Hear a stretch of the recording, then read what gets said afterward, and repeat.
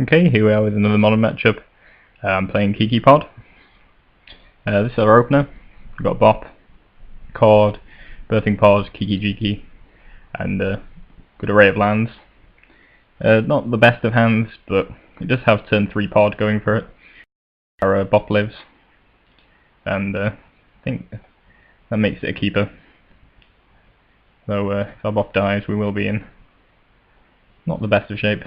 Opponent leads off with a Colonnade, which makes us think probably blue-white-red control, or just blue-white control. Probably.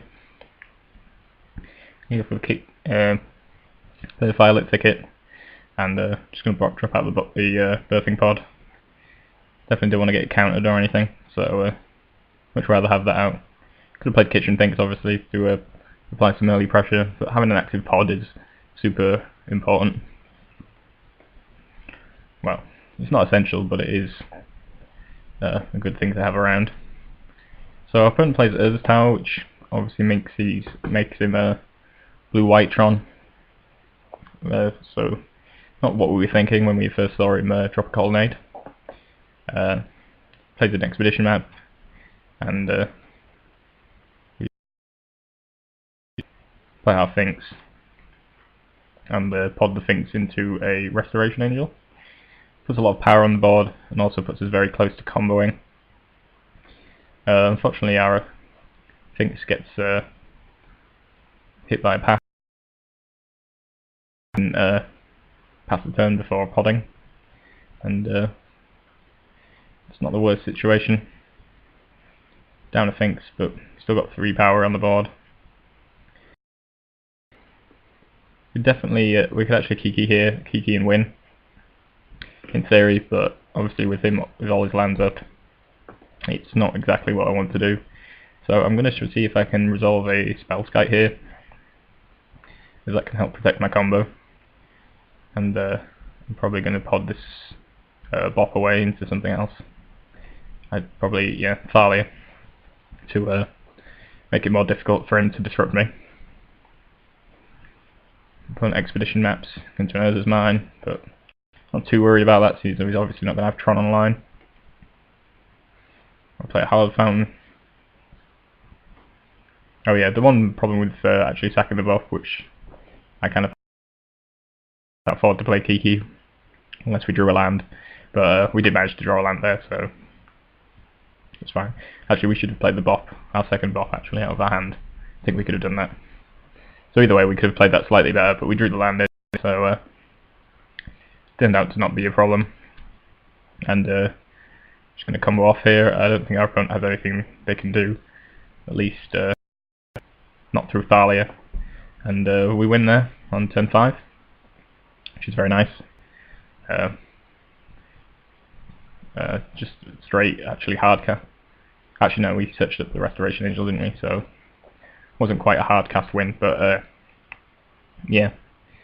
Managed to play the Kiki out, and our opponent didn't have any answer, so that was game 1, and we're on to game 2. So this is our opener. As much as I'd like to keep this, I don't think it really is a keep.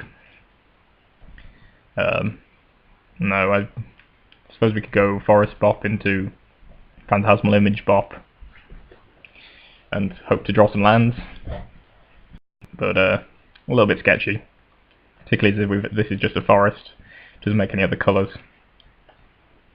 I think I'm mulliganing into a no-lander, and this is what we end up keeping. So that looks pretty good compared to this, but oh well. So just going to play out a Stomping Ground, say go. It's doing nothing at this moment in time. I should find a Hierarch, which speeds things up a little bit, potentially. I'm going to play out my Thalia, which is nice, and just get in for 1. Opponent's still not really doing anything, so kind of curious as to what his hand actually involves, especially seeing as though he kept a 7 land hand. And plays a Signet for 3 mana, thanks to Thalia. I'm just going to continue to attack. Don't really want to run Resto out at the moment. Opponent plays an Expedition map and a land. Maybe I should have played Resto out just to make sure that he's just to. I've also played the Mindcensor out, but I really want to keep that around, especially if he's going to run out an expedition map or something. It'd be nice if it was a surprise. I'm also a little bit worried about Supreme Verdict, which is yeah, another thing that I was probably trying to play around at this point. So definitely not something we want to see. So he does get an expedition map and he does try and search. Fortunately we have a Mindcensor and he doesn't luckily find the tower, so puts us in a decent position. Just drops a colonnade, which is another potential problem for us actually from this turn onwards, as he can actually activate colonnade, and that's bigger than all our attackers to date. So kind of a little bit of pressure to play out our resto, which I think is what we try and do. It meets a remand, and we're just going to have to pass the turn here.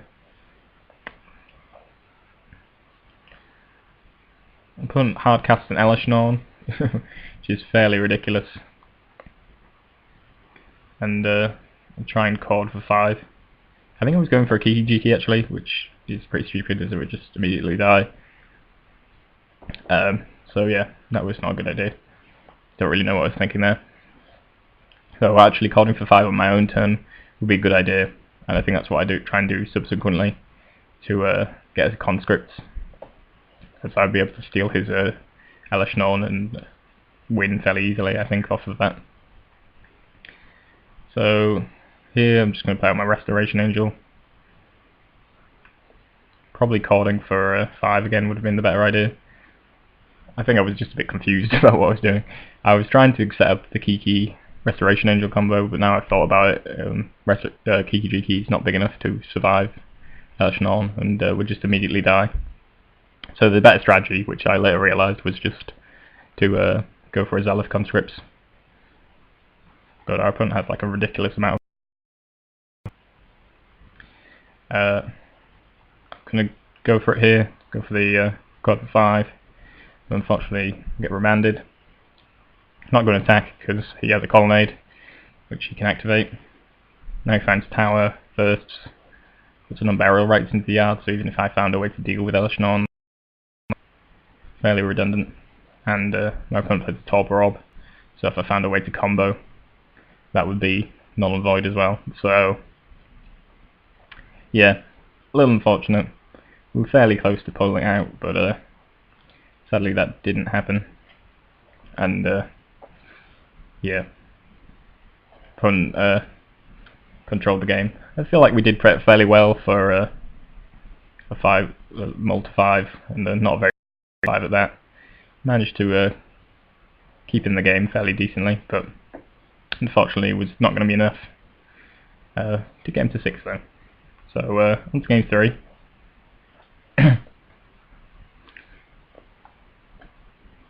So this is our opener. Not amazing, as we've only got one colour. Can't really play most of our spells, but I think I decided to keep this just because if we draw a fetch land or anything, then we're in fairly good shape. So I'm just going to lead off with Stomping Ground. Can't leave it for the power plant. We found a Razorverge, which is ideal, seems though we're really in need of white. I'm just going to pass the turn. I'll place Academy Runes and a Signet. I'm going to run out the Harmonic Slither here. I could play Pod actually, which arguably would be the better idea.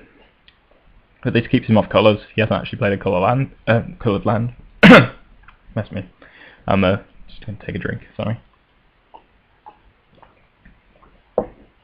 Yeah, so we can keep off mana colours by blowing up the Signet, and that's what I'm going to do. Also potentially we could next turn, if he plays some relevant artifact, we can resto the Harmonic Slither and blow up another artifact, which would be pretty good.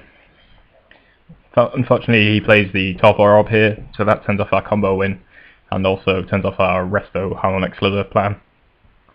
But can still beat him down if we can keep things going. He's also still not got any colours, which is pretty significant in this game. We're going to play the pod out here. Attack for 1, and then pod our Harmonic Slither away into a Tron, which we've brought out of sideboard. Obviously here we're just trying to kill him as fast as possible, so a 4 power guy is pretty good. Opponent actually puts Tron together, but doesn't seem to have a lot to do with it. And we get to attack for 4 here.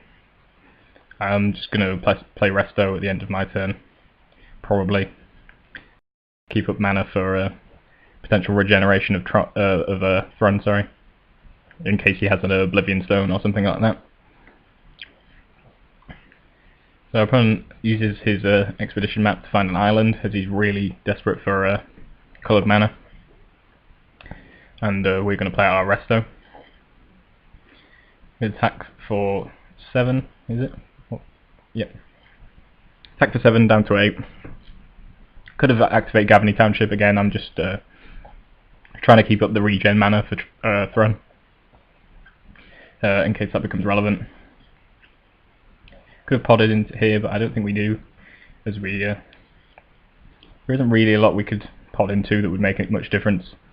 I think our only targets are actually Kiki-Jiki and Zealous Conscripts, which aren't much good when enters the battlefield. Effects don't actually do anything.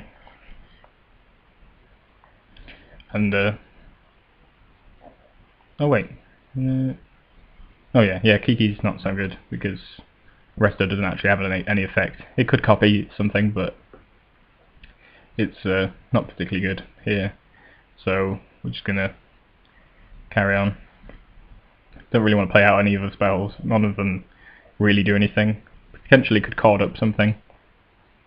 Essentially, I was thinking about cording up Kiki-Jiki or something, just because I could get some extra damage done. But when he gifts, I actually decided that it would be a good idea to cord up the Aven Mindcensor.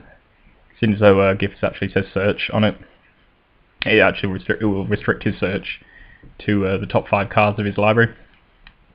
And if you can't find anything good in there, then he's going to be pretty done for. So Sensor, and yeah, we get the concession. Obviously couldn't find the cards that he wanted in the top 5, and obviously didn't have an Oblivion Stone or anything to deal with our guys. So yeah, that was a big risk of going for the Mindcensor play there, but I think seeing as though he had no coloured mana open, I felt reasonably safe.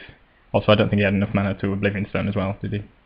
2, 3, 4, 5, yeah, so he couldn't Oblivion Stone with the mana he had left open, and so that was the match.